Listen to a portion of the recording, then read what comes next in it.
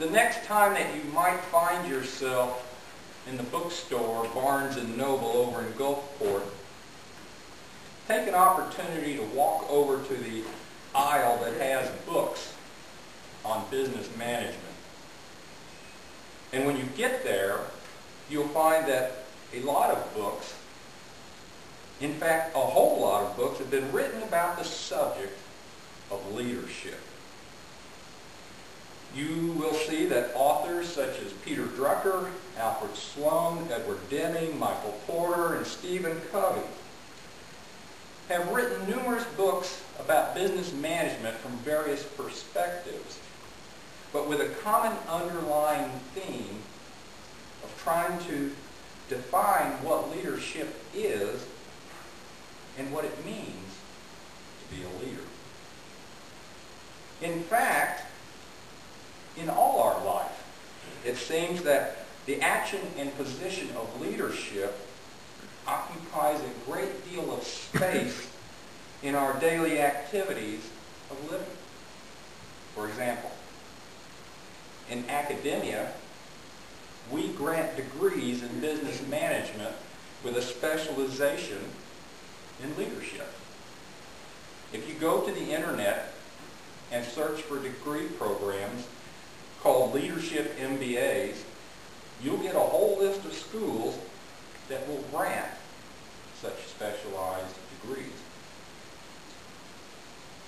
In our local, state, and federal elections, we debate vigorously about who's going to lead us.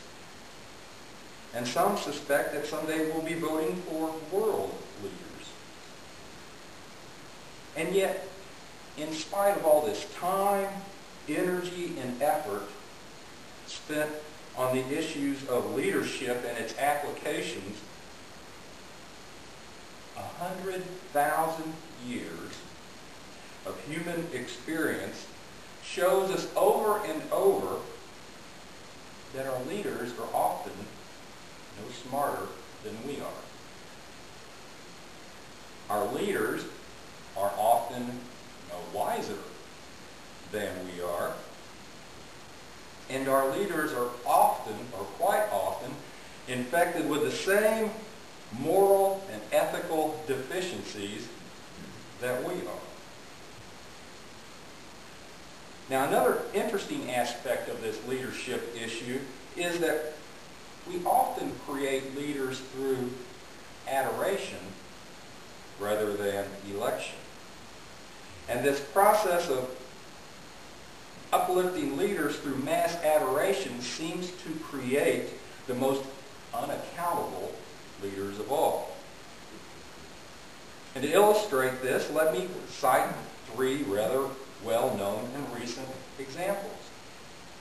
The first being Oprah Winfrey.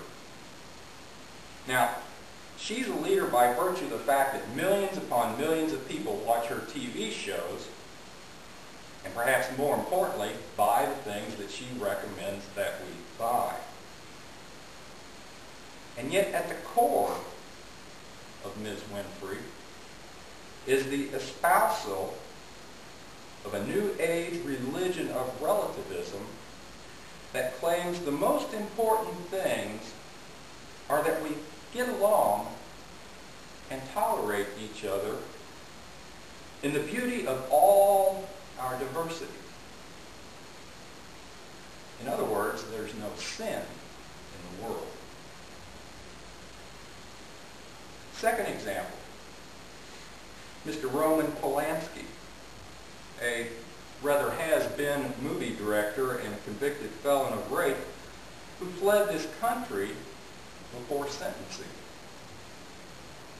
Yet you would not know this from the dozens of Hollywood glitterati who line up to vigorously defend him from the punishment the court says he deserves. And finally, how could I not list David Letterman in this distinguished list of popular mass leaders? After all, he recently confessed on TV to having had sexual affairs with numerous female staffers over many years. His confession was reportedly forced by an extortion attempt against him, and he came on TV with his confession to, in his words, protect his family. I wonder if he believes that. Anyway, today, on this 20th Sunday after Pentecost, we're gathered here to worship the greatest leader of all times, Jesus Christ, our confessed Lord and Savior. Now, Jesus never had the opportunity to read Drucker, Sloan, Covey, or Deming, and he didn't have the opportunity to receive an MBA from Princeton or Harvard. And so the world might tell us that because of these unfortunate gaps in Jesus' education, you don't ever really hear Jesus lecturing his disciples about leadership. But the truth of the matter is given in today's gospel.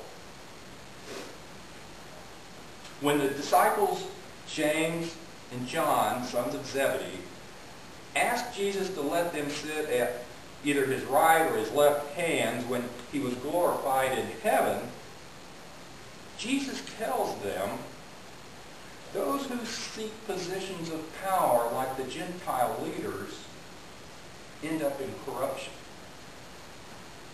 But in the kingdom, covenanted by Jesus' blood, those who wish to be greatest must be servant of all.